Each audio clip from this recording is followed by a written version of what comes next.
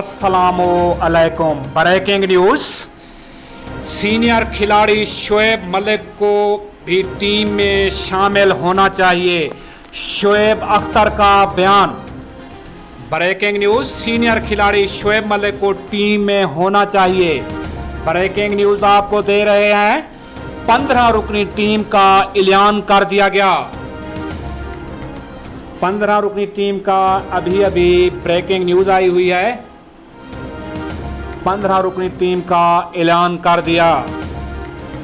हैदर अली, फ़खर और सरफराज की शमूलियत से टीम मुतवाज़न होगी, बड़ी कामयाबी मिलेगी। ब्रेकिंग न्यूज़ आपको दे रहे हैं क्योंकि 15 रुकनी टीम का ऐलान कर दिया गया। T20 world cup 2021। कमर की तकलीफ में मुब्तला सुहेब मकसूद की भी टीम में शमूलियत। ब्रेकिंग न्यूज़ आपसे शेयर कर रहे हैं। आजम खान और मोहम्मद जैन को ड्रॉप कर दिया गया। ब्रेकिंग न्यूज़ आपसे शेयर कर रहे हैं।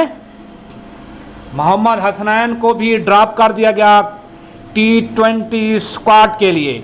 आपसे ब्रेकिंग न्यूज़ शेयर कर रहे हैं। हमारे चैनल को फ्री में सब्सक्राइब कीजिए। हम आपको मज़ीद अच्छी वीडियो आपको दिखाते रहेंगे। थैंक यू, शुक्रिया।